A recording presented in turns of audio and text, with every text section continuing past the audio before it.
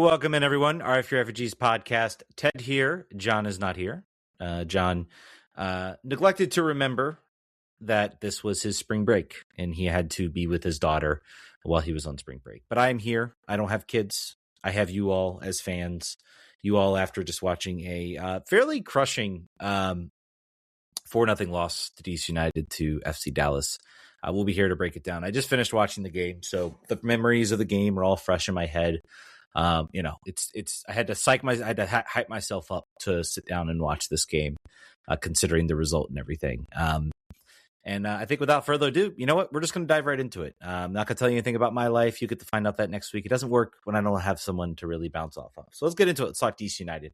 DC United going in with a lineup of Sean Johnson, Karakawa out left, Sean Nealis replacing Kai Rawls, who was out, not for any sort of injury, for undisclosed reasons.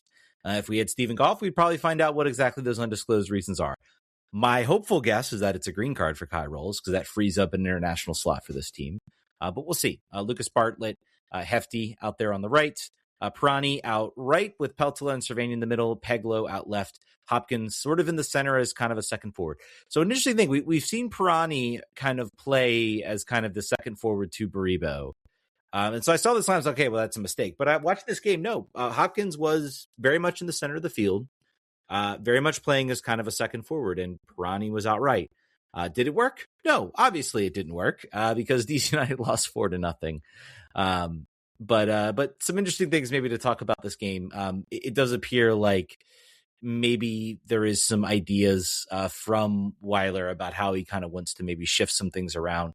This is a very minor sort of switch as far as the team goes, but he stuck with it through the game. So obviously it was something he was liking. Otherwise, he could have very easily just kind of reverted back at the sort of the old way the lineup was sort of set.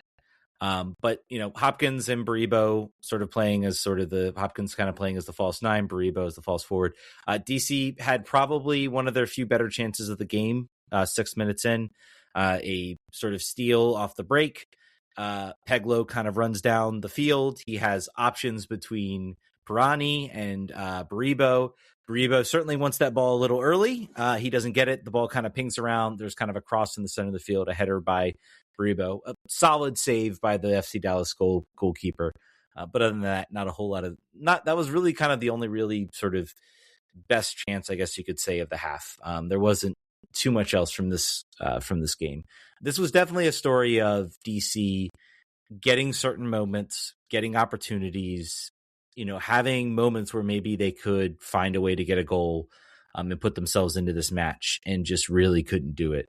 I think some serious questions have to be asked about Rene Weiler about, you know, it could be argued that he's kind of said, well, you know, we're getting positive results. They might not all be pretty. They might be ugly, 2-1 wins against Chicago with some fortuitous luck.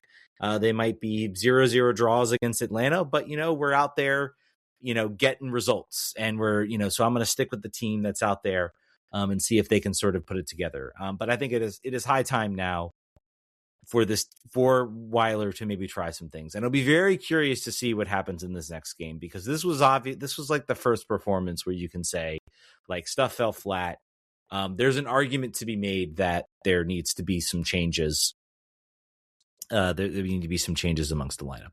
Obviously, let's talk about the goal. I don't think Peltola may be one of the few players I thought that had kind of a good game out there. Again, his sort of presence in the center of the midfield was very good.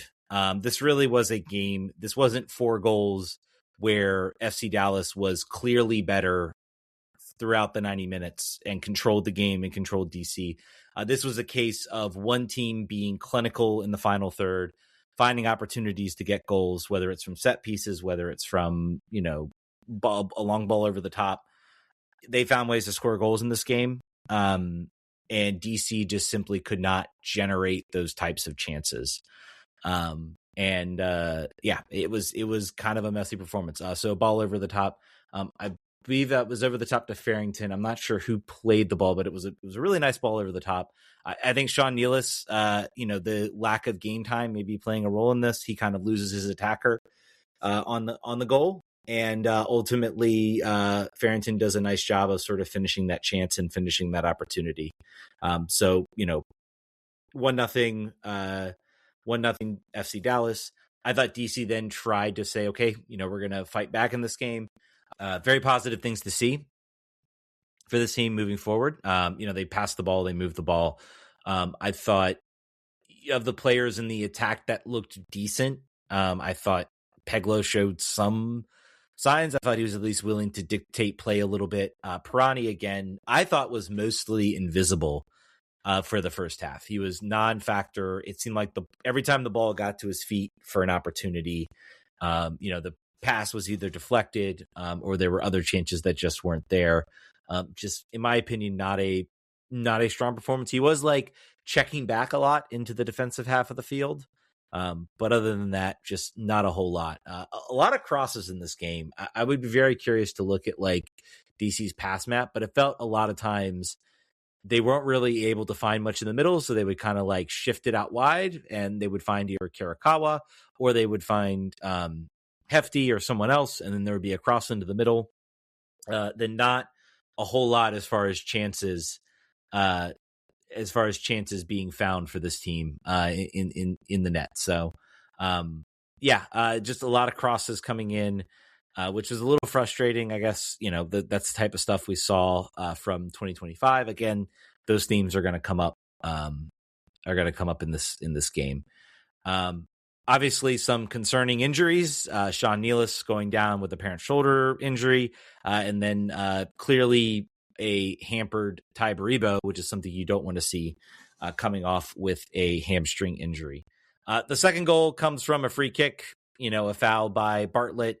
He kind of sticks his arm out, kind of tugs a little bit. The player goes down, picks up a yellow card for his troubles, kind of like, seems to be kind of flabbergasted by the call. But other than that, a nice free kick off the edge of the box by Delgado.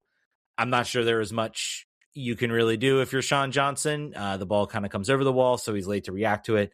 I think by the time maybe a younger Sean Johnson has an opportunity there, but other than that, just not a lot of opportunities. But DC did, of course, find something also in the first half. Bartlett pushing up a lot in this game, and I'm not sure like what to make of it. He had a really, really nice header off the corner and forced a really, really good save. Yeah, in the 53rd minute. So I believe that was fairly close after the second half. So again, there were some opportunities, maybe some chances there where DC could have put themselves ahead. XG on FootMob has it 0.61 XG to 2.07. So again, not a great look if you're DC trying to find opportunities in 5 chances. I think the message of this game is I think DC did an excellent job in this game in certain instances of controlling a little bit of the midfield, finding opportunities to get it into the final third. I think the ultimate problem, again, is Ty Baribo is not a guy who's going to create his own shot. He's going to need service.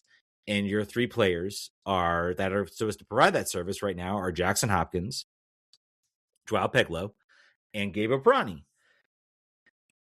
I don't want to throw Jackson Hopkins into the fray because again, I think you got to look at the 2 players. There are 2 players on that team. Their salaries are completely different. Gabe Pirani, yes, he's using a U22 slot, which is kind of like so his cap hit is kind of low, but still there are some expectations of him kind of being a contributor as far as the attack. Not a whole lot from him in this game. I'd be curious to know what they have as far as his XG, but again, kind of another listless performance. Expected goals 0.04, expected assists 0.02. I think Peglo probably a little better with 0.12. Jackson Hopkins 0.06, so not much really from him there. But again, those 3 players are the ones that are supposed to be kind of providing your attack right now. And right now, I would argue over the past few games, maybe with the exception of the Philly home opener, they haven't cut it. And I think there is ample opportunity now to say, let's see what else is out there. We already know we have Luis Montano on the bench. We'll talk a little bit about him. And obviously Aaron Herrera coming in. Maybe there's an opportunity there to slot him in as sort of a more attacking option. Yes, he plays as the defender, but he can push up and he can connect in the attack. So lots of options. And I think it might be high time if I am Rene Weiler to say, hey, we need to start mixing it up a little bit. We need to start maybe giving some opportunities to a Caden Clark, to a Jacob Murrell. Obviously, Luis, we're waiting in the wings for him to potentially start. But I feel like that was kind of the notion of the game. It felt like the chance died as soon as it reached one of those three players. Very little like sustained chances and sustained opportunities. It was either slow decisions, the pass being a little off, and let's give FC Dallas credit. Their defensive three and sort of their defensive setup, they sat in a shell better than DC did, and they were able to very much prevent, very much prevent uh, uh, DC from really having many opportunities inside the box. Then again, DC also needs to figure out a way to get those chances and to get those opportunities.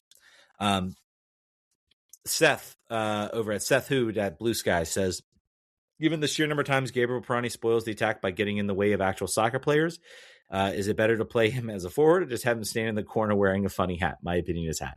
Yeah. I think we talked about this enough. I think this shift out to the right side was maybe Rene Weiler trying to be like, maybe there's a role for you here out on the ring, and maybe you need to figure out a role here because, Luis Montano is coming, and he's going to play your spot right now. So you need to figure out another role for you in this team. And it's pretty clear, like, it didn't work. He was not a very effective. He was certainly not somebody who was very organized. So yeah, it was it was not that. Said Slide Tackle 84 says Wheeler Sogat bare knuckle brawl. Who you got? I would not discount Weiler. Sogat is making himself well known on LinkedIn. I think this is the phase where I feel like the Bush meme, the George W. Bush meme of the media person over the media leadership at DC and the whispering in the air. It's like Matt Doyle found Sogat's LinkedIn. LinkedIn throwing it. I used to say tweeting through it. Now it's like LinkedIn through it. That's what he's talking about. All kinds of platitudes. You can go find it, go search it if you want to see more about Sogat. But apparently someone was saying that there was a very animated discussion between Rene Weiler and Sogat. Seemed very one-sided conversation here. I hope that is like Rene Weiler making it clear, like this team still needs major changes. Like by no means is this done. We need to figure something out here. This team gave up. And we'll get into that a little bit. I want to kind of move my way through the game a little bit. Let's talk about Luis Montano because I feel like that's everybody's discussion. Obviously, he went down with an injury.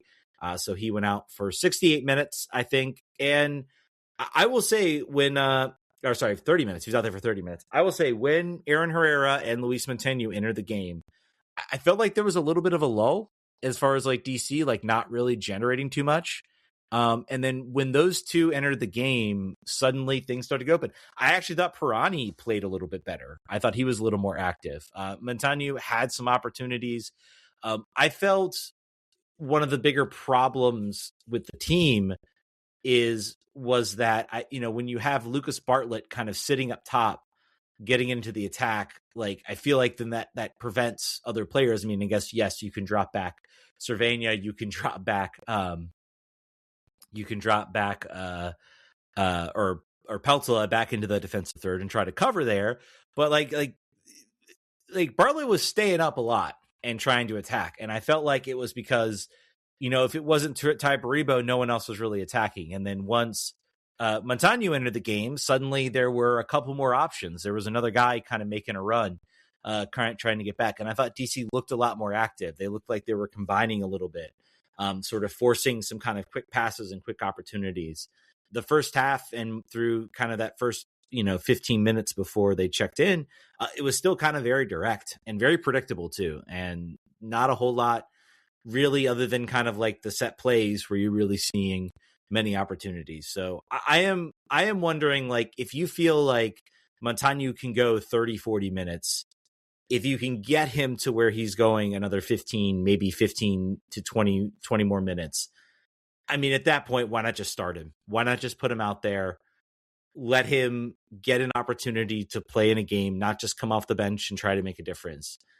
I have to think that this has to be coming soon. Like, he has to get an opportunity to start. You can't, yes, the injury set him back a little bit, but you have to hope that you're able to get him up to speed quicker now, and he can get out there and play a full 90. I think it's high past time that I think there needs to be some sort of shakeup in the attack, because so far it has been shut out again for the second game. If you look, like, they have not scored in this season, they have not scored more than one goal from open play. They have one goal against Philly. They have one goal against obviously nothing against Austin. They have one goal against Inter Miami. They have one goal from open play and a fortuitous penalty kick against Chicago. No goals against Atlanta. No goals against Dallas.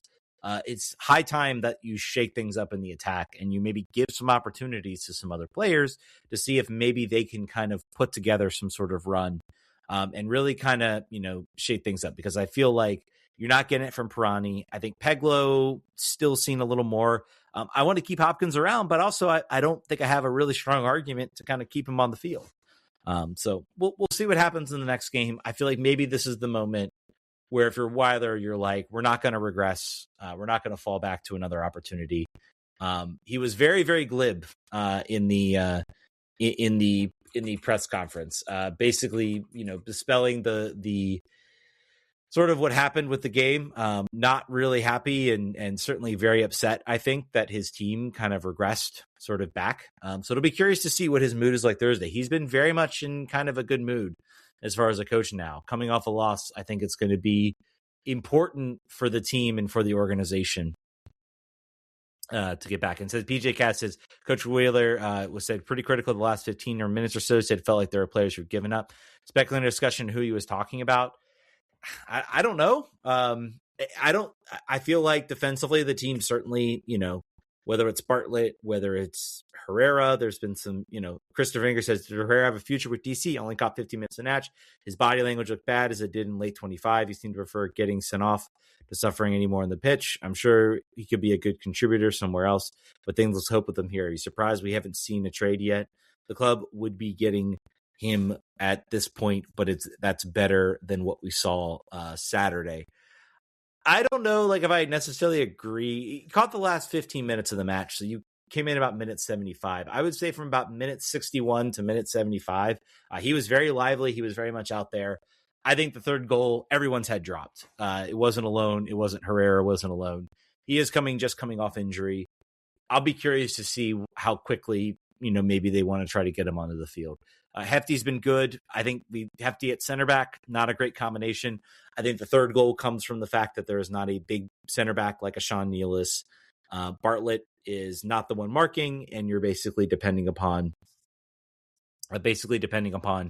two other players who are not really tall center backs to kind of handle that role. So I don't know. I tend to think a lot of people talk about body language with a grain of salt. I think there's some moments you can talk about. I feel like Pirani, his body language has been pretty poor this week. I think he knows that his days are numbered.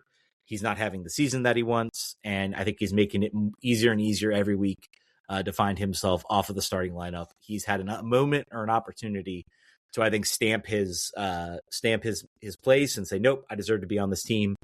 And I think the chances of him are very, very much running out. So that is certainly something to watch. So I mean, the third goal comes off the free kick. The team kind of just folds from there. Then there's kind of just a scramble in the box. I think defensively he will not be happy with that fourth goal. Just a lot of moments or a lot of opportunities. I think it's a team that was pretty well beat in this game. And I think the story going forward was the beginning of the season mirage. If you read Matt Doyle's piece, he talks a lot about how this is kind of what happens. You get this team that maybe punches a little bit above their weight. They get kind of figured out, and they don't really have the talent to kind of compensate. I would like to see some shaking up. I would like to see some different players out there. I think the center midfield is fine. I don't think you have a whole lot of other options there. I would maybe be curious to see Markovic in center defense. I would be curious to see where Herrera fits in. I think he'll take another week. And then, I think the ultimate question is, I think maybe it's time to see Caden Clark a little bit more. Maybe it's time to shift some things around in that attack and see if you can have anybody who's willing to maybe step up and sort of seize the moment. I think you look at the players like Peglo, like Pirani. None of those players have really seized the opportunity. Even I'll throw in Hopkins. I think Hopkins has had moments where he's looked really good. I think he's taken his opportunity to move himself up to where he is certainly a contributor on this team, like we've talked about. But he also, I'd say the last few games have not been anything stellar that you really want to write home about. So I think there's an opportunity for a Caden Clark to step in. I think there's an opportunity for a Jacob Murrow to step in. So we'll see what happens. Sam says, as far as a few games in now, what do you see as the transfer priorities for the squad? I would have thought central midfield possession, but actually feels Rene and Polta have been decent. We need more help on the wing and center back. Curious if you see the same way. Not center back. We've got Hefty can play as a center back. We've got Bartlett. We have Markovic, who I think is from the early tape looks really, really good. We've got Kai Rolls, who I think has had some shaky moments, but so far been solid. I'm still on you about center midfield. Right now, if Cervania or Peltola goes down, who's playing there? I don't know. I really don't know who's playing there. It's like literally Markovic probably slotting in as coverage, and maybe that's why he's not been playing center back. Center midfield, a number 8 type chance creator. Cervania's looked better, but I'm still of the opinion that that's a position you can very, very seriously upgrade. Find a guy that can kind of be more of a connector, maybe a deep lying chance creator. You need to figure out chance creation in the next season, whether that's from the center midfield position, whether that's going out and getting a winger. I would maybe say I'm leaning more towards the winger option, maybe a chance creating winger, maybe a Mo Salah. I don't know. I don't know if they have the Mo Salah money or if Mo Salah is even remotely interested in DC United. But that would certainly be a move. That would be somebody if I am the ownership group. And rather than going and chasing after Paul Pogba, I would have started the conversation with Mo Salah and seeing where that stood. I don't know. Just my thoughts or my opinions on that. Probably not going to happen, though. All right, let's talk a little Spirit. Full disclosure, I've not seen the full match report.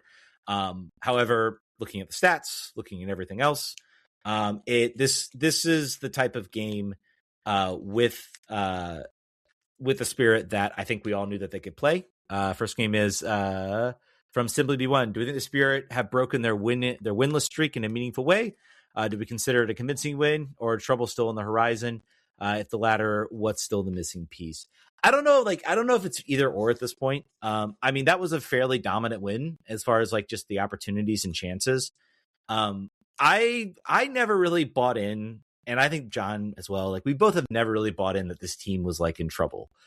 If you look at the matches, first match against Portland, kind of a weird match. I don't think they played really all that well. They looked a little out of sync. There's been a lot of talk. This team has a lot of international players, so they really didn't get the preseason to kind of work on each other. I think we saw then in the second match on the road against Louisville, they went down 2-0 off just some poor decisions and some kind of poor play. But overall, they put together the performance, they put together the comeback. And then obviously the next game at home against why can't I remember what the next game at home was? But the next game at home where they went up 1-0. Obviously that was not that was a performance where they deserved. It was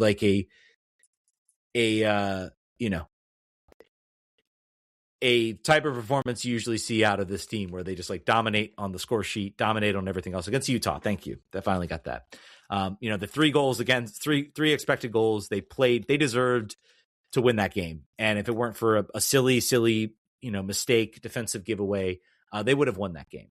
But you looked at the opportunities, looked at the chance. And then they had a short turnaround against Denver, against a packed house, probably didn't play put together their best performance, but they got through that and got through a draw. And then this was the game where it's they're coming in on the road against a Bay SC team that's certainly sitting on the bottom of the table. And finally, it's they had a little bit of luck kind of break their way. The own goal was very fortuitous, but they had a lot of chances after that. 2.75 XG. So they still didn't even beat their expected goals. They had their better expected goals. Kind of a very lucky, fortuitous goal fortuitous goal off an own goal in the 55th minute. Then they kind of settled in the game, but they still, found ways to generate chances. Obviously, Gift Monday. By the way, Tamara Bolt coming off the bench. I was not, I say Tamara Bolt, I was not familiar with your game. That's a player to watch. She looked really, really good. Created a lot of really interesting chances. I think her actions in the first half, in the second half, kind of led to the goal. Yeah, 0.46 on the expected assists, 2 chances created, and that's coming in the 66th minute. That's a player to watch. If I'm looking at a player that, we always talk about there's certain players that kind of like burst onto the scene. Gift Monday was that last year. Kwasi was that last year. Cantori as well. I think this just shows that like the team around them is still strong. They certainly, will miss, Croy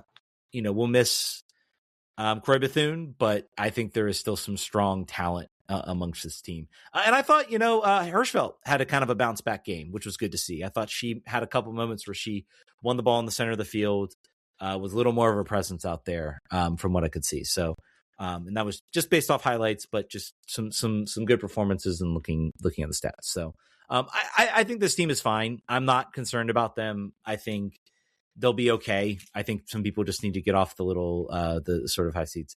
Spirit got the win. How do they get good again? I think they just keep doing what they're doing. They're generating chances. I think you have to figure out, defensively, they seemed a little more solid this time around. There weren't sort of the cataclysmic type mistakes. This team is still insanely talented. This is still like one of the top talented teams out there in the league. I think they will put it together. I think they will be fine. I think the real question, let's see their upcoming games for this upcoming and the upcoming fixtures. They got a little bit of a break, a long break, and then they got home against KC Current. That's a game I would pencil in as one to watch Friday night. That might be the Amazon Prime game of the week over at Audi Field. That's one to watch. KC Current, of course, hiring somehow the man that just keeps getting a job. Chris Armas. And they have not started off well. 2-1 win against NY, but they've had 3 straight losses. With that lineup with Chewinga, Dabinia, that's going to be a match to watch. So I think if the Spirit can pick up a win, if they can find their form and get a win in that game, I think that would be a long message sent that, things are fine. Everybody just relax. Everything's okay. We're in good hands. And then, of course, you got the return home leg against Racing Louisville. Got to think you go out and put that game away. So I'm not worried about the Spirit. I don't think anybody should be really worried about the Spirit. I think maybe the one thing is Cantore, not Cantore, the other Italian this team has, Luisia, picked up a head injury in the game. So something to watch about the concussion protocol, kind of where she sits. 3 weeks, though, is a long break, particularly with the international break. So she has plenty of time to get back onto the field. So, Good result for the Spirit. I think they finally got a little bit of luck, sort of went their way on that one. All right, last question of the day. And this one I completely farmed out to John. So John has a response for you guys. It says, Matthew Eagle says, probably a John question. That's fine. We got John to ask you. After this weekend, I don't want to discuss the team at all. Which 3 Coachella acts should I definitely not miss out on the weekend? And we have an answer for you. It is Disclose Turnstile, Joyce Manor, Wet Leg, The Rapture, and Royce Cop? I don't know. I probably made a fool of myself there. I am not somebody who's into the music scene as much as John is. So hope you enjoyed that, Matt. That was certainly a question we farmed out to John on that. So we got your answer because you're a Patreon subscriber. And if you're a Patreon subscriber, you get a guaranteed answer on the show. The $5 tier or higher. Anyway, guys, that's going to do it. Thank you guys so much for listening. We will catch you guys next week. Vamos.